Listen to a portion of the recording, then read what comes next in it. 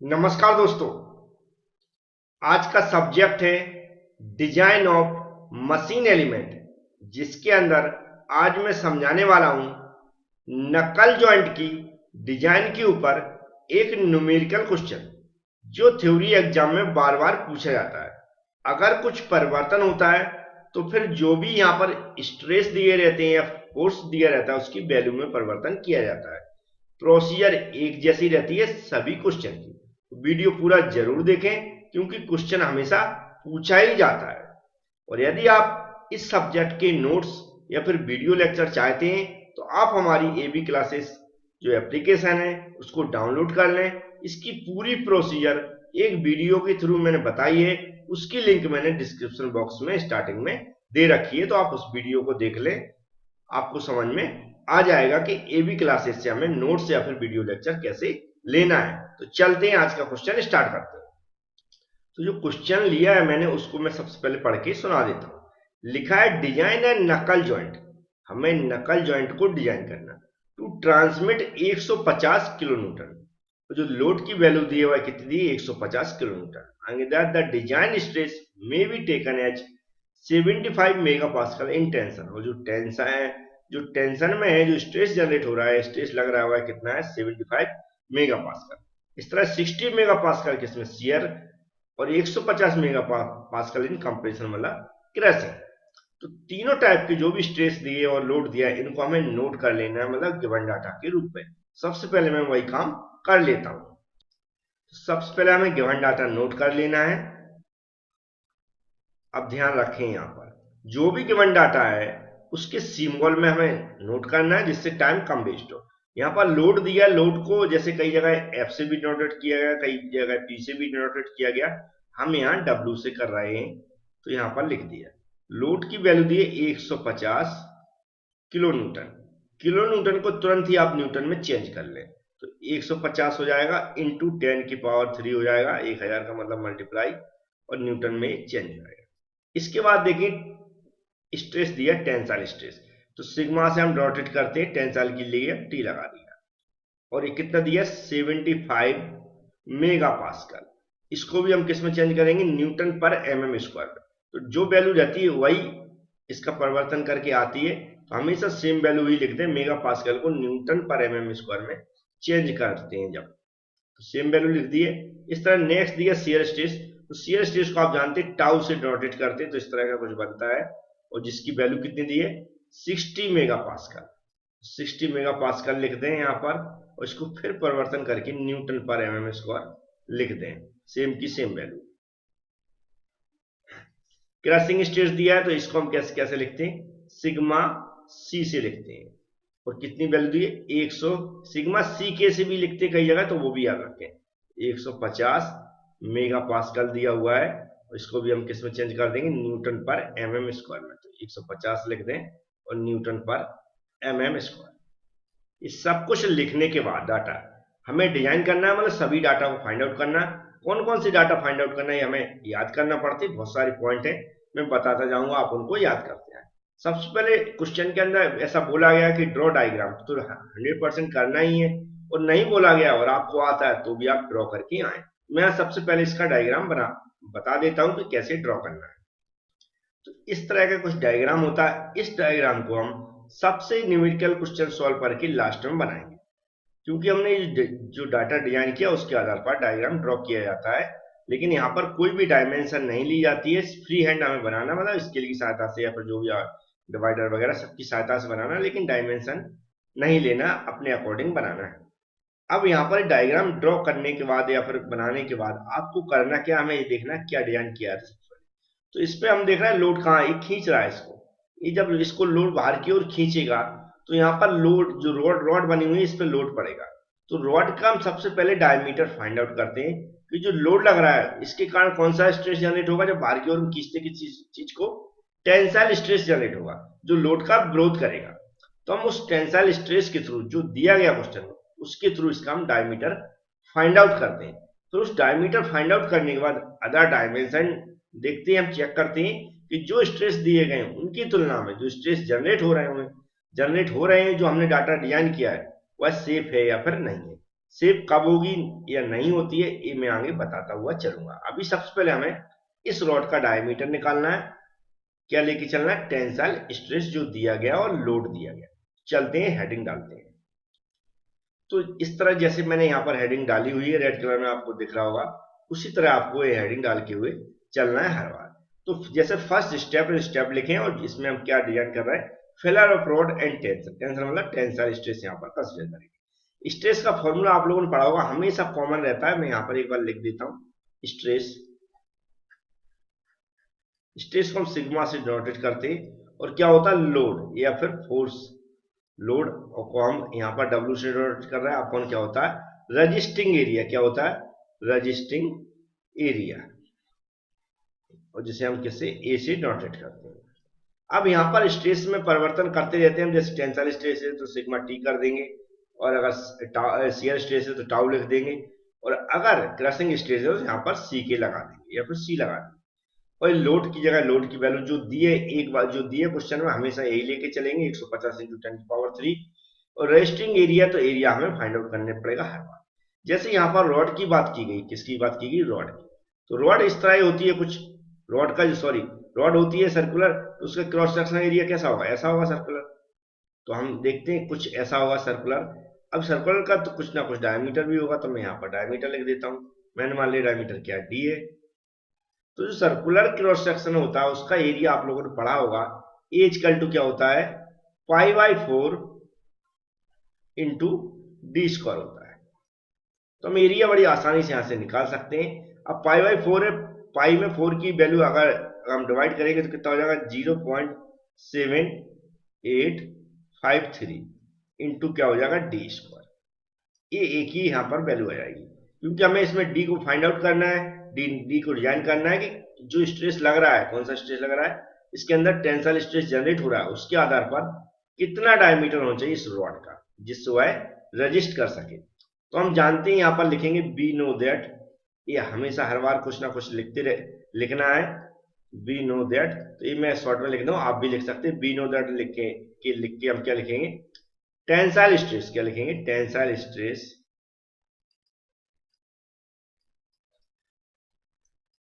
Sigma T equal to क्या हो जाएगा? Load upon resisting area. क्या होगा? लोड अपॉन रजिस्टिंग एरिया, जो मैंने यहां पर लिख दिया है।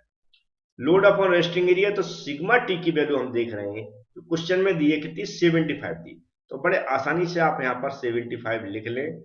और जो लोड की वैल्यू दी है 150 इंटू 10⁻3 कितनी दी है? 150 इंटू 10⁻3। नीचे साइड आएंगे तो एरिया की वैल्यू रखना, जो यहां पर मैंने निकाल ली है, कितने है? 0.7853 इंटू डी स्क्वायर। फिलहाल यहाँ सभी वैल्यू दी है, लेकिन डी की नहीं दी है, तो डी हमें फाइंड आउट करना है। तो जिस वैल्यू को हम फाइंड आउट करना है उसको हम कहाँ? इधर की ओर ले जा सकते हैं। 75 से मतलब रिप्लेस कर दें, तो डी स्क्वायर यहाँ पर ऐसा लिखें, इक्वल 150 का सीधा मल्टीप्लाई भी कर सकते हैं, 150 लिखें और 3 जीरो और बढ़ा दें तो इसका मल्टीप्लाई हो जाएगा 1000 का। और बटे में जो वैल्यू है कितनी है? 0.7853 इंटू हमने 75 की जगह क्या लिखा? डी स्क्वायर लिखा। डी स्क्वायर की जगह हम कितना लिखते हैं? 75, मतलब 75 लिखते हैं। ये 75 है, याद रखें। अब यहाँ इसको हमें कैलकुलेट करना है, तो ऊपर की वैल्यू जो पूरी कैलकुलेट कर रहा है वो मैंने पहले ही रख दी है, तो एक बार और रख देता हूं।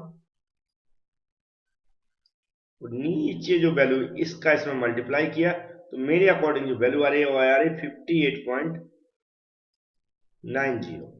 अब इसको हम डी स्क्वायर इक्वल टू, जो सॉल्व कर रहा है ऊपर वाली वैल्यू में नीचे वाली वैल्यू का डिवाइड कर रहा है, तो जो मेरे अकॉर्डिंग जो वैल्यू आ रही है वो आ रही है 2546.68, ऐसी कुछ आ रही है। अब इसका स्क्वायर हटाएंगे अगर हम, तो दूसरी साइड क्या चढ़ जाता है? ऐसा रूट चढ़ जाता है।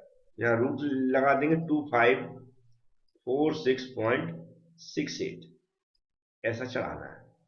अब इसका कैलकुलेटर से रूट लेंगे, तो जो मेरे अकॉर्डिंग जो इसका डायमीटर है वो लगभग 50.46 आ रहा है। तो अंदाज से हम लगभग ज्यादा लेके चलते हैं, तो डी इक्वल टू लगभग आ जाएगा 52 mm।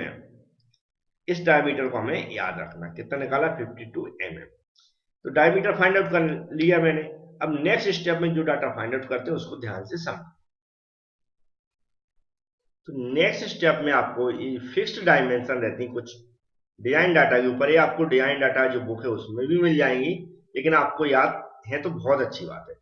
ये जो यहाँ पर आपको डायमेंशन देख रहे हैं, ऐसे ही आपको टेबल बना देना, बुक में बहुत सारे अलग तरह से दिए हैं, डायमेंशन यही मिलेगा, डाटा यही मिलेगा, लेकिन हमने एक टेबल बना दी है, इससे आपको इजी हो जाएगा। टेबल में सबसे पहले सीरियल नंबर लिख लें, फिर यहाँ पर जो हेडिंग दी हिंदी या इंग्लिश में किसी एक भाषा में लिख सकते हैं।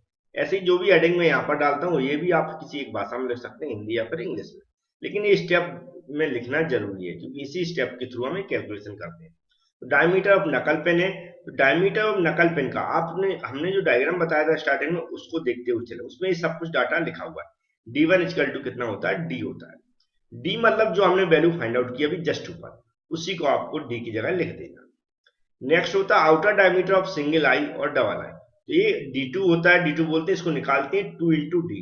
2 इंटू डी का मतलब होता है 2 इंटू डी, मतलब जो हमने वैल्यू ऊपर निकाली थी 52, इसका से मल्टीप्लाई करेंगे तो कितना आ जाएगा 104, वही मैंने यहाँ पर डाटा लिख रखा है। ऐसे डायमीटर ऑफ द नकल पिन हेड एंड कॉलर, ये क्या होता है, D3 होता है। D3 को निकालते कैसे, 1.5 जी 1.5 इंटू डी, डी मतलब जो हमने ऊपर निकाल रखा 52, अभी इससे पहले जो डायमीटर निकाला रॉड का, उसी डायमीटर को लेके चले, तो इसका इन दोनों को मल्टीप्लाई करेंगे तो कितना आ जाएगा 78। ऐसे thickness of the single I, तो इसकी वैल्यू होती है T इक्वल टू 1.25 डी, इस डी की जगह में क्या रखना 1.25 इंटू डी की जगह कितना रखना 52, इन दोनों को मल्टीप्लाई किया तो 65 आ गया। इस तरह T1 निकालना है मुझे, thickness of fork 0.75 into D, D की जगह किसका मल्टीप्लाई कर देना हमें 52 का, जो हमने डायमीटर निकाला है उसका मल्टीप्लाई करेंगे तो इतनी वैल्यू समथिंग आ जाएगी। इस तरह हम क्या निकालेंगे, thickness of the collar T2 निकालेंगे 0.5 इंटू डी, डी की जगह कितना रखेंगे 52, तो 52 का 0.5 में मल्टीप्लाई कर देंगे तो कितनी वैल्यू आ जाएगी 26। तो इस तरह ये सारी वैल्यू हम निकाल लेंगे, ये टेबल में कंप्लीट करके रख देंगे, तो ये सारा डाटा हमारा बहुत सारा एक साथ डिजाइन हो जाएगा। तो उम्मीद है ये भी स्टेप आपको समझ में आ गया होगा। अब चलते हैं नेक्स्ट स्टेप की ओर। तो नेक्स्ट स्टेप में हमें निकालना है checking the failure of single I in tension across the slot. अब याद रखें जो डायमीटर हमने टेबल में बहुत सारे निकाल रखे हैं, उन डायमीटर के आधार पर हम क्या करेंगे, जो स्ट्रेस हमारे दिए गए हैं उनको चेक करते हुए चलेंगे। कैसे चेक कर रहे हैं आप समझते चले। सबसे पहले जो यहाँ पर पार्ट दिया सिंगल आई, उस पार्ट्स को देखेंगे और उसका जो एरिया जिसपे फोर्स का इफेक्ट पड़ रहा है और जहां पर स्ट्रेस जो क्रैशिंग स्ट्रेस जनरेट हो रहा है उसको देखेंगे। तो मैंने जो डायग्राम 3D भी लिया है और उसका एरिया जो डिजाइन करना वो भी ध्यान रखें। तो ये जो सिंगल आई होती है कुछ इस तरह का होता है, 3D व्यू से मैं दिखा रहा हूँ, इसको एग्जाम में नहीं बनाना, याद रखा, सिर्फ आपको अभी समझ में आ जाए कि कहाँ से हम क्या डिजाइन कर रहे हैं, इसलिए हमने इसको एग्जाम में नहीं बनाना, वो आपको बुक वगैरह में मिल जाएगा। तो हम देख रहे हैं इस पर कौन सा लोड लग रहा है, अंडर टेंशन, यहाँ लगा टेंशन, टेंसाइल लोड के आधार पर हम देख रहे हैं, क्योंकि हम ऐसा लोड इसको रॉड पे खींच रहे थे, इधर कोई इधर की ओर खींच रहा है, इधर की ओर खींच रहा है, तो जो इसका वीकेट सेक्शन जो यहाँ पर लिखा है, वीकेस्ट सेक्शन क्यों लिखा, क्योंकि इसका पार्ट बीच का होलो रहता है। तो क्या होगा जब इस पर लोड पड़ेगा बाहर की ओर खींचेगा, और ज्यादा लोड लगता है, इसके अंदर जो स्ट्रेस जनरेट हो रहा है वह इसको रेस्ट नहीं कर पाते, तो फेल कैसा होगा, जब फेल होगा तो किस अंदर का एरिया कैसा निकलेगा, जो लगभग ऐसा दिख रहा होगा आपको यहाँ पर, ऐसा निकलेगा। इसको हमें 2D डायग्राम में बनाना है कि हम इसको डिजाइन कर रहे हैं, इसी को उठा के हमने यहाँ पर बना दिया 2D डायग्राम। तो ये 2D डायग्राम ये वाला आपको एग्जाम में बनाना है, जब भी स्टेप सेकेंड थर्ड वाला आप क्या करेंगे, डिजाइन करेंगे। और बीच का जो देखो बीच का है जो इसका डायमीटर वो क्या है D1 है, तो यहाँ पर D1 लिख दिया है, और इसका जो बाहरी डायमीटर होते हैं वह क्या D2 है, और इसकी जो थिकनेस है वह कितनी है T है, तो यहाँ पर T लिख दी। ये था D2, ये D1 था और T था, यहाँ पर जैसा का तैसा लिख दिया। अब ये area under tensile load, area under tensile load, area in crushing वगैरह नहीं लिखना, जब क्रशिंग करेंगे तो क्रशिंग लिखना। अभी इतना लिख लिया, आप सबसे पहले इसका हमें एरिया पता होना चाहिए। तो एरिया हम कैसे निकालेंगे, इसका रजिस्टिंग एरिया क्या बोलते हैं हम, रजिस्टिंग एरिया। तो रजिस्टिंग एरिया कैसे निकलेगा इसका, तो कोई रेक्टेंगुलर टाइप का है, तो क्या हो जाएगी इसकी चौड़ाई इंटू लंबाई। अब एक खोखला है, होलो है, होलो का हम जो भी डायमेंशन कैसे निकालते हैं, बाहरी डायमेंशन और अंदर की डायमेंशन घटा देते हैं, तो क्या हो जाएगा फिलहाल यहाँ पर A इक्वल टू जो बाहरी डायमीटर कितना है D2 है, माइनस अंदर का डायमीटर D1 है, इनटू किसका करेंगे, थिकनेस का कर देंगे T का। इसकी यूनिट mm स्क्वायर होती है, उसको भी लिखते हुए चले हमेशा। अब D2 D1 की वैल्यू कहां से आएगी, जो मैंने अभी जस्ट पहले टेबल बताई थी वहां से आएगी। आप बैक करके भी देख सकते हैं, मैं यहाँ पर डायरेक्ट लिख रहा हूं। तो D2 की वैल्यू हमने निकाली थी 104 माइनस 52, जो D1 की वैल्यू। याद रखें वैल्यू कहां से, क्वेश्चन में नहीं गिवन, जो अभी मैंने टेबल बनाई थी उस टेबल में जो वैल्यू फाइंड आउट की थी सभी D1 की, D2 की, T1 T2 इस तरह सभी वहां से ली गई है। इनटू T की वैल्यू, T की कितनी आई थी 65। इन सबको जब हम सॉल्व कर रहे हैं तो मेरे अकॉर्डिंग जो एरिया आ रहा है 3380 mm स्क्वायर। तो ये एरिया आ गया। अब हमें क्या निकालना है, जो स्ट्रेस है उसको फाइंड आउट करना है। तो स्ट्रेस का नॉर्मल वही फॉर्मूला होता है, वैसे ही निकालना है। सिग्मा टी लिख देना है यहाँ पर, और क्या होता है लोड अपॉन रेजिस्टिंग एरिया, जो मैं यहाँ पर निकाल चुका हूं। तो अब फिलहाल यहाँ पर वैल्यू देख लेते हैं। W की वैल्यू कौन सी है, जो स्टार्टिंग में दी गई है। लोड कितना दिया था, 150 इंटू 10 की पावर 3 दिया था, ऐसा लिख लें। एरिया अभी मैंने निकाला है कितना, 3380। अब इसको हम जब कैलकुलेट करेंगे तो ऊपर की वैल्यू कैलकुलेट कर लें और नीचे वाली वैल्यू का डिवाइड कर दें, तो लगभग आ रहा 44.4 न्यूटन पर mm स्क्वायर। तो इस तरह हम देख रहे हैं ये जो टेंसाइल स्ट्रेस निकला है सेफ है, क्योंकि जो मेरा टेंसाइल स्ट्रेस दिया है उससे इसकी वैल्यू कम है, अधिक नहीं आना चाहिए। अधिक आएगी तो हमें ये डायमेंशन फिर से डिजाइन करना पड़ेगा। तो ये वैल्यू सेफ है हमारी। अब चलते हैं नेक्स्ट सेक्शन को डिजाइन करते हैं। नेक्स्ट ऐसी हेडिंग मैंने यहाँ पर डाली, उस तरह आपको हेडिंग डाल लेना है। हेडिंग डालने के बाद आपको क्या देखना है यहाँ पर, कि हम क्या यहाँ पर डिजाइन कर रहे हैं। Crashing under crashing stress. Crashing stress क्या होता है समझ लें। डायग्राम वही अभी किसके आई, जो हमारा सिंगल आई है उसी को डिजाइन कर रहे हैं। अब यहाँ पर आपको दिख रहा है इसमें जो होल बना हुआ है, इसमें क्या जाएगा, इसमें जाएगी पिन। जब पिन जाएगी तो इसके अंदर पिन जाएगी और इसका पार्ट्स एक दूसरे से टकराएंगे। एक दूसरे से टकराएंगे तो क्या होगा, जब दो पार्ट्स एक दूसरे से एक जैसे मेटल हो तो टकराते हैं तो एक दूसरे में क्या होंगे, घिसेंगे और पाउडर के रूप में झड़ेंगे। तो जो घिसते हैं वो पाउडर के रूप में झड़ते हैं, उसके कारण जो स्ट्रेस जनरेट होगा, स्ट्रेस मतलब जनरेट होगा, जो पाउडर के रूप में झड़ रहा है उसको कोशिश करेगा भाई ना झड़े, जिससे हमारा ये डायग्राम जल्दी फैल ना हो। तो जो उसके जो एक दूसरे से पार्ट टकराने से जो स्ट्रेस जनरेट होगा वह उसे क्या बोलते हैं, क्रशिंग स्ट्रेस। या एक दूसरे के साथ घिसने से के अंदर से क्या होगा, उसके अंदर जो स्ट्रेस जनरेट होगा वो क्या होगा, क्रशिंग स्ट्रेस। ठीक है, पाउडर के रूप में जो भी मटेरियल झड़ने लगता है उसको फैल होने के रोकने के लिए हम यहाँ पर स्ट्रेस निकालेंगे, कौन सा, क्रशिंग स्ट्रेस। अब जे वाला एरिया हमने 2D डायग्राम में अभी बनाया था, वही डायग्राम बनाना है आपको, लेकिन एरिया बदल जाएगा। क्रशिंग स्ट्रेस बीच का दिख रहा है, इसमें हमारी रॉड जाएगी ए वाला आएगा, तो इसका हमें एरिया निकालना है, यहाँ से यहाँ तक, यहाँ से यहाँ तक। तो इसकी चौड़ाई हो जाएगी और इसकी लंबाई हो जाएगी, या फिर ये चौड़ाई मान लो, इसको लंबाई मान लो। तो यहाँ पर हम क्या लेंगे, resisting area. Resisting area equal to हो जाएगा कितना, D1 इंटू टी। बस हमें यहाँ पर वैल्यू रख देना, D1 की वैल्यू ऊपर जो टेबल दी थी उससे निकाल लेना। तो यहाँ पर फिलहाल कितनी है, 52 है। टी की वैल्यू कितनी है, 65। दोनों को एक दूसरे में मल्टीप्लाई कर दिया तो मेरे अकॉर्डिंग कितना आ रहा है, 3380 mm स्क्वायर। एरिया की यूनिट भी लिख दी मैंने, तो इतना समझ में आ गया होगा। अब हमें क्या करना है, इसका क्या निकालना है, क्रशिंग स्ट्रेस को देखना, चेक करना है। तो क्रशिंग स्ट्रेस को हम सिग्मा सी के से या सी से डिनोटेट करते हैं, क्या हो जाएगा, load upon area. Crushing stress फिलहाल निकालना है, तो लोड क्या कौन सा रहेगा, जो हमारा क्वेश्चन में दिया 150 इंटू 10 की पावर 3। एरिया कौन रहेगा फिलहाल, जो हमने अभी निकाला हुआ है। इसको हम क्या करेंगे, ऊपर वाली वैल्यू में नीचे वाली वैल्यू को जब डिवाइड कर रहा है तो लगभग आ रहा है 44.4 न्यूटन पर mm स्क्वायर। तो हमारा ए भी सेफ है, क्योंकि क्रशिंग स्ट्रेस से ज्यादा दिया उससे कम वैल्यू आ रही है, तो मतलब हम समझेंगे सेफ है। अब नेक्स्ट स्टेप पे चलते हैं।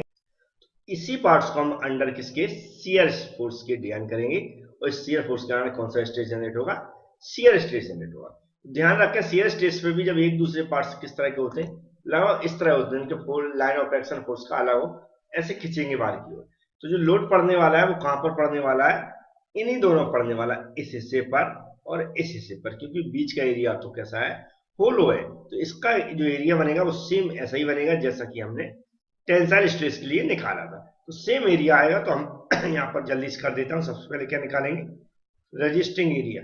सेम वैल्यू भी आप देख के उतार सकते हैं। Resisting area A equal to, फिलहाल क्या था, बाहरी एरिया क्या है D2, सॉरी डायमीटर क्या है D2 और अंदर का D1, इसको बंद कर देंगे और थिकनेस का मल्टीप्लाई कर देंगे।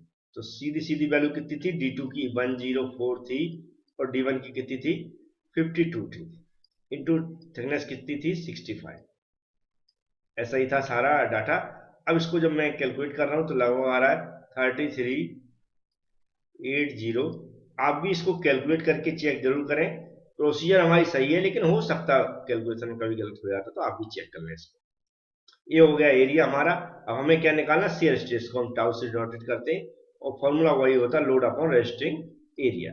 तो हम देखते हैं लोड की जगह क्या रखेंगे, जो क्वेश्चन में दिया हुआ है 150 इंटू 10⁻³ एरिया जो अभी मैंने निकाला हुआ है। सेम वैल्यू आएगी, कितनी आएगी, 44.4 न्यूटन पर mm²। ये वैल्यू आ जाएगी। इन सब की इसी तरह की हमने पीडीएफ अपलोड कर दी है। आप देखेंगे एप्लीकेशन एक बार डाउनलोड जरूर करें। डिस्क्रिप्शन में मैंने वीडियो दे रखा, उसको अच्छे से एक बार समझ लें कैसे डाउनलोड करते हैं, कैसे पीडीएफ प्राप्त करते हैं। तो वहाँ आपको बहुत ही सस्ती, आपकी क्यूबी वगैरह रहती है उससे भी सस्ती है और बहुत अच्छी क्वालिटी मिलेगी आपको। बहुत अच्छा डाटा मैंने अच्छे से एक्सप्लेन किया हुआ है। अब चलते हैं नेक्स्ट स्टेप में कि कौन से पार्ट को डिजाइन करना है और किस कोर्स के अंडर में करना है। तो नेक्स्ट है checking the failure of fork end in tension, मतलब जब टेंसाइल लोड लग रहा हो तो उसके कारण कौन सा स्ट्रेस जनरेट होगा, टेंसाइल स्ट्रेस जनरेट होगा, तो उसको हमें चेक करना है। अभी इस तरह का होता है जिसको हमें एग्जाम में नहीं बनाना है, याद रखें, सिर्फ हमें यहाँ पर समझाने के लिए दिखा रहा है किस तरह का एंड होता है। इस तरह का होता है हमारा ये जो इस पोर्शन है, इसको हमें डिजाइन करना है। तो इसके डबल पोर्शन होते हैं, नीचे भी होता है, तो फिलहाल एक जैसे होते हैं, तो हम सीधा एरिया में डबल मल्टीप्लाई कर देंगे दो का। कैसे करेंगे, इसका जो एरिया हमें बनाना है एग्जाम में, इसको एग्जाम में बनाना जो मैंने यहाँ पर बना रखा। ये सब कुछ आपको याद करना पड़ेगा, प्रैक्टिस करना पड़ेगी। तो यहाँ पर हम देख रहे हैं इस पार्ट्स का जो एरिया निकलेगा उसी तरह निकलेगा जैसे मैंने, क्योंकि एक इस तरह का पार्ट का मैं निकाल चुका हूँ, तो इसको डबल करना। तो वो बाहरी डायमीटर कितना दिया, D2 दिया है, अंदर का कितना है, D1 है, थिकनेस T1 है, इसकी थिकनेस क्या होगी, T1, वहां पर क्या थी, T। तो हम क्या निकालेंगे, सबसे पहले रजिस्टिंग एरिया। यहाँ पर लिखें resisting area A equal to, diameter क्या बन जाएगा, D2 माइनस D1, और इसमें किसका मल्टीप्लाई हो जाएगा, थिकनेस का। और फिर अब यहां पर देखा दो पार्ट एक जैसे हैं, तो टू का मल्टीप्लाई कर देंगे। यहाँ पर 2 का मल्टीप्लाई कर दिया, बस हमें वैल्यू रखना है।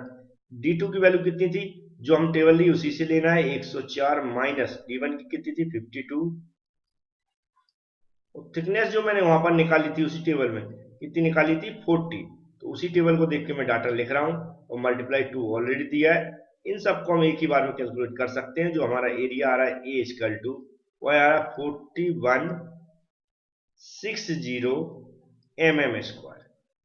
तो एरिया निकाल लिया। फिर अंडर टेंसाइल स्ट्रेस कर रहे हैं तो टेंसाइल स्ट्रेस का फॉर्मूला रख देंगे, sigma T equal to load upon resisting area. और लोड की वैल्यू कितनी दी है, जो क्वेश्चन के अंदर दी है, 150 इंटू 10⁻³ वटे जो हमने एरिया निकाला 4160। बस हमें क्या करना, ऊपर वाली वैल्यू में नीचे वाली वैल्यू का डिवाइड करना। तो हमारी कैलकुलेशन के अकॉर्डिंग आया 36 न्यूटन पर mm²। तो ये भी जो हमारा स्ट्रेस दिया हुआ है उससे कम वैल्यू आ रही, मतलब हमारे डिजाइन जो भी डाटा हुआ है सेफ है।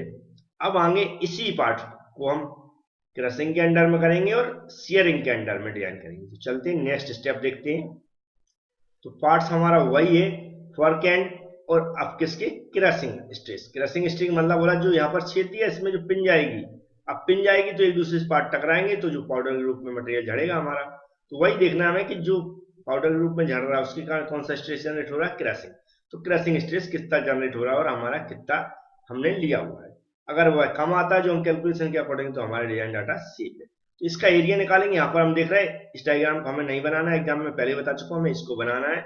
अभी जो दिख रहा है आपको क्रॉसिंग वाला एरिया कौन सा, ए वाला है, इसी का एरिया देखना है। इसी की थिकनेस यहाँ पर दी है, यहाँ से यहाँ तक T1 दी है, ऑलरेडी ले लेंगे।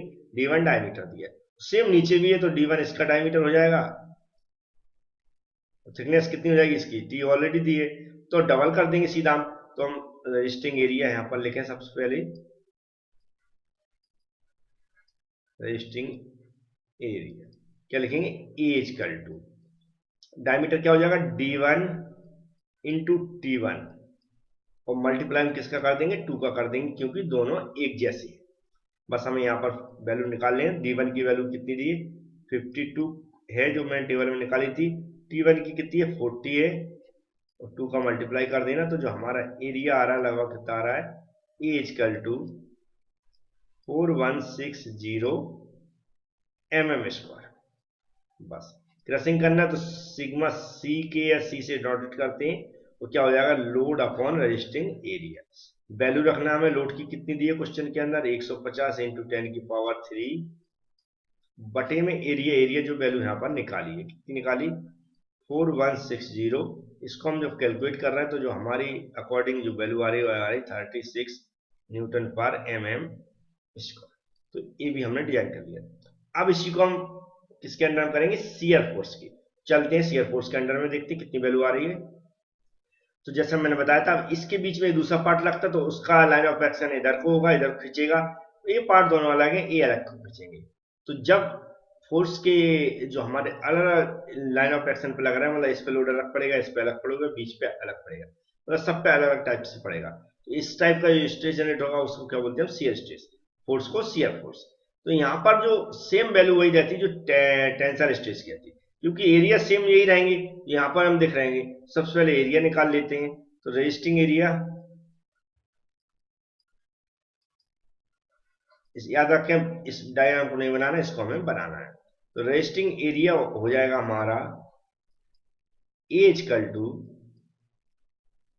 D2 बाहर का डायमीटर माइनस अंदर का डायमीटर इंटू T, और जो डबल है तो इसलिए हम इसको 2 का मल्टीप्लाई कर दिया। अब जो वैल्यू कितनी रखना है, 104 D2 की जगह, इसकी जगह कितनी है, 52 है, और मल्टीप्लाई T कितनी 40 दिया हुआ है, इंटू 2 का मल्टीप्लाई कर। इस तरह एक लगभग एरिया जो आ रहा है कैलकुलेशन के अकॉर्डिंग मेरी 4160 mm स्क्वायर। अब हम वो टाउ से डॉट करते हैं शियर स्ट्रेस को, और लोड अपॉन क्या हो जाएगा, रजिस्टिंग एरिया, और लोड कितना दिया, 150 इंटू 10 की पावर 3, और एरिया हमने निकाल चुका हूं 4160, तो वैल्यू वही सेम आ जाएगी, 36 न्यूटन पर mm स्क्वायर। ये भी आपको समझ में आ गया होगा। अब एक स्टेप और बचा हुआ है, जो इसकी पिन है उसको भी डिजाइन करना है, तो पिन को भी डिजाइन करके मैं समझा देता हूँ। तो जो भी हेडिंग डालता हूं मैं, ये हेडिंग डालना ना भूलें, हिंदी इंग्लिश किसी एक भाषा में, स्टेप भी लिखते हुए चलते हैं। यहाँ पर चेकिंग फेलर फॉर नकल पिन, जो पिन लगी रहती है, जो मैं बता चुका था, जो हमारा फॉर्क एंड और सिंगल आई एंड है वो एक दूसरे में जुड़ते हैं, तो जोड़ने के लिए पिन लगा देते हैं, इससे वो निकले नहीं। अब पिन लगेगी तो इसके बीच के जो हमारा पोर्शन रहता है उस पर लोड पड़ेगा, मतलब सबसे ज्यादा यही फेल रहता है, तो इसी का हमें डायमीटर डिजाइन करना पड़ता है। अब जब ये फेल होगा तो ऊपर का डायमीटर भी डिजाइन करना, ऊपर का होना चाहिए और नीचे का, दोनों मतलब एक जैसा का यहाँ पर देखना पड़ेगा। मतलब ये देखते हैं कौन सा स्ट्रेस, तो यहाँ पर शियर फोर्स लगता है, शियर फोर्स के कारण ऊपर भी शियर ऑफ होगा, नीचे भी, मतलब नीचे भी फेल हो सकता है, ऊपर भी हो सकता है। इस तरह हम क्या करते हैं यहाँ पर, इसलिए हमने क्या लिख दिया, शियर लिख दिया। और यहाँ पर कौन सा शियर लगेगा, डबल शियर स्ट्रेस, क्योंकि ऊपर भी लोड पड़ रहा है, नीचे भी पड़ रहा है। तो जो एरिया निकालेंगे उसको सिर्फ 2 का मल्टीप्लाई कर देंगे, तो क्या हो जाएगा, डबल शियर। तो इसका एरिया निकाल लेते सबसे पहले, एरिया, या फिर अच्छे से फिर से रजिस्टिंग एरिया यहां से लिख देता हूं। रजिस्टिंग एरिया कौन सा एरिया, रजिस्टिंग एरिया। तो रजिस्टिंग एरिया निकाला सबसे पहले, ए इक्वल टू, ये देखो इसके साथ सर्कुलर है, इसका डायमीटर क्या, D1 है। आप चाहे तो इसको थ्योरी एग्जाम में बना सकते हो, कोशिश करें बना के आए। कई बुकों में इसको सबसे पहले फर्स्ट स्टेप पे इसी को डिजाइन किया गया, या सेकेंड स्टेप पे किया गया हुआ, हमने इसको लास्ट में कर दिया, तो ऐसा परेशान ना हो कि उस बुक में पहले क्यों डिजाइन किया गया। इस डायग्राम को जरूर बना के आए, बहुत ही नॉर्मल है, बहुत आसान तरीके से बन जाता है। तो ये D1 इसका निकालना है, तो कैसे निकालना है यहाँ पर हम सबसे पहले हम क्या निकालना है, एरिया निकालना है। तो जैसे मैंने बताया 2 का मल्टीप्लाई कर दें डबल शियर स्ट्रेस से π/4 हो जाएगा, सर्कुलर क्रॉस सेक्शन है और D1 स्क्वायर हो जाएगा। सर्कुलर क्रॉस सेक्शन है याद रखें, इसलिए मैंने π/4 इंटू D1 स्क्वायर इसका एरिया का फॉर्मूला लगा। तो 2 हो गया इंटू π/4 की वैल्यू आप जो आती है कैलकुलेटर में उसको भी रख लें, यहाँ π/4 उसको रख, और D1 की वैल्यू हमने जो उसमें निकाली हुई थी, किसमें, टेबल में, और इसका स्क्वायर करते हैं। अब इसको जब हम कैलकुलेट कर रहे हैं कैलकुलेटर से, तो जो मैंने कैलकुलेट करके रखी हुआ आ रही है 4247.43 और mm स्क्वायर। इस तरह हमने क्या निकाल लिया, एरिया निकाल लूंगा। अब एरिया के बाद हमें क्या निकालना है, जैसे हमेशा निकालते हैं, कौन सा स्ट्रेस जनरेट हो रहा है इसके अंदर, शियर स्ट्रेस। शियर को हम टाउ से डिनोटेट करते हैं, वही लोड अपॉन रेजिस्टिंग एरिया।